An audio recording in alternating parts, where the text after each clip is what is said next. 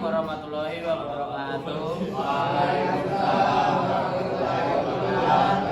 Kami dari kelompok 5 ingin mempresentasikan, memberikan dan menerima umpan balik dengan anggota Muhammad Rafi Al-Hafi, Herda Semara, Fajar Arianto. Selanjutnya kita akan langsung memulai materi. Apa itu umpan balik? Umpan balik atau feedback adalah tanggapan atau respon yang diberikan terhadap suatu tindakan, kinerja atau perilaku seseorang dengan tujuan untuk memberikan apresiasi atau membantu perbaikan. Umpan balik bisa bersifat positif maupun konstruktif dan merupakan bagian penting dalam komunikasi yang efektif dalam berbagai situasi, baik dalam dunia kerja, pendidikan maupun kehidupan sehari-hari. Umpan balik digunakan untuk meningkatkan performa, mengoreksi kesalahan, dan memberikan motivasi. Mengapa umpan balik itu penting? Yang pertama, membantu seseorang berkembang dan memperbaiki diri. Yang kedua, meningkatkan kualitas kerja dan komunikasi dalam tim. Ketiga, menghindari kesalahan yang sama di masa depan. Terus yang keempat, membangun hubungan yang lebih baik antara rekan kerja, atasan, dan bawahan. Selanjutnya ada jenis-jenis umpan balik. Yang pertama ada umpan balik positif, yaitu memperkuat perilaku atau kinerja yang baik. Contohnya, saya suka bagaimana kamu mengorganisir laporan ini, sangat rapi dan mudah dipahami. Yang kedua ada umpan balik konstruktif, yaitu memberikan kritik yang membangun agar seseorang dapat memperbaiki kesalahannya. Contohnya, presentasimu bagus, tapi mungkin akan lebih menarik jika ditambahkan gambar atau contoh yang konkret. Yang ketiga ada umpan balik negatif, yaitu kritik yang bisa menjatuhkan jika tidak disampaikan dengan baik. Contohnya, presentasimu membosankan dan tidak jelas. Sebisa mungkin hindari umpan balik seperti ini. Selanjutnya cara memberikan umpan balik yang baik. Yang pertama, menggunakan fakta bukan opini, yaitu fokus pada data atau observasi nyata. Yang kedua, spesifik dan jelas, yaitu hindari pernyataan yang terlalu umum. Yang ketiga, memberikan dengan nada yang sopan, hindari nada menyerang atau menghakimi. Yang keempat, seimbang, yaitu kombinasikan apresiasi dengan saran perbaikan. Lalu selanjutnya berorientasi solusi, yaitu jangan hanya mengkritik, berikan juga saran yang bisa dilakukan. Lalu yang selanjutnya, cara menerima umpan balik dengan baik. Dengarkan dengan terbuka, jangan langsung membela diri. Lalu yang kedua, jangan emosional atau defensif. Fokus pada isi umpan balik, bukan cara penyampaiannya. Tanyakan jika perlu klarifikasi, pastikan Anda memahami maksud umpan baliknya. Lalu ambil yang bermanfaat, gunakan masukan tersebut untuk memperbaiki diri. Lalu berterima kasih, apapun bentuk umpan baliknya, tetap hargai orang yang sudah memberikan masukan. Nah, selanjutnya ada kesalahan yang harus dihindari dalam memberikan umpan balik. Yang pertama, terlalu umum. Kerjamu kurang bagus, kurang jelas apa yang perlu diperbaiki. Yang kedua, ada terlalu kasar atau menyerang pribadi. Contohnya, kamu malas. Lebih baik fokus pada tindakan, bukan orangnya. Yang ketiga, ada tidak memberikan solusi. Contohnya, ini salah semua. Lebih baik berikan saran perbaikan.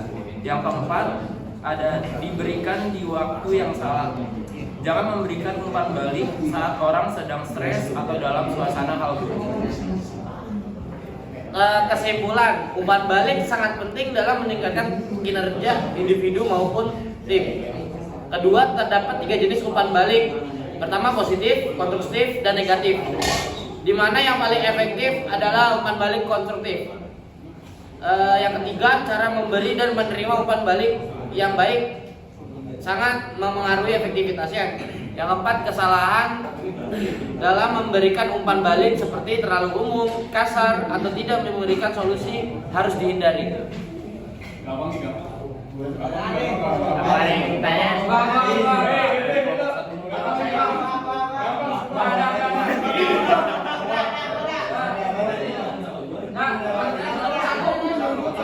Kelompok satu. Kelompok satu dulu. Nggak ada.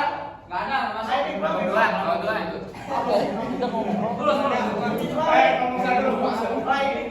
Kelompok betul. Ya, 10. Kalau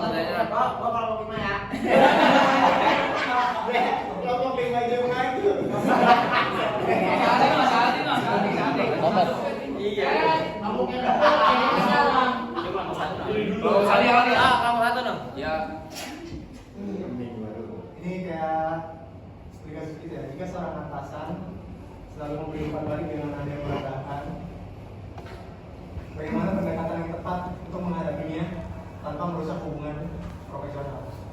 Pelan-pelan jika seorang atasan Selalu memberikan umpan balik.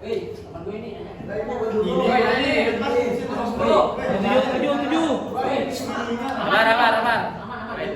Tujuh.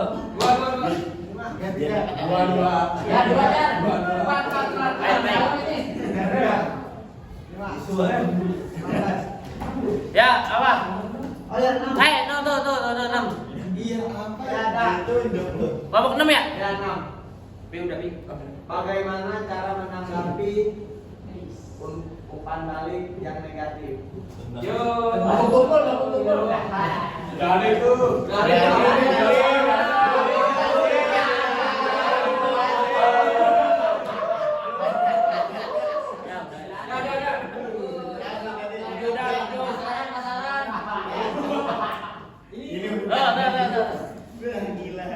Kelompok berapa? kelompok 2. Bagaimana Ya. cara mengatasi Hah? bagaimana cara mengatasi Ya. perbedaan persepsi antara pemberi dan penerima umpan balik? Antara pemberi pada penerima umpan balik Terhadap isi masukan yang diberikan, terhadap isi masukan yang diberikan. yang diberikan. Lanjut. 1, 2, 3, 4. Satu lagi. Ali ya.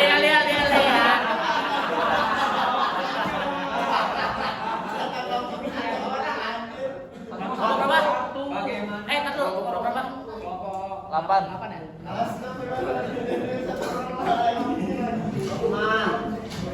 Bagaimana mekanisme umpan balik negatif dan positif mempengaruhi stabilitas sistem dalam organisasi? Bagaimana mekanisme umpan balik negatif dan positif mempengaruhi stabilitas sistem mempengaruhi stabilitas sistem dalam suatu organisasi?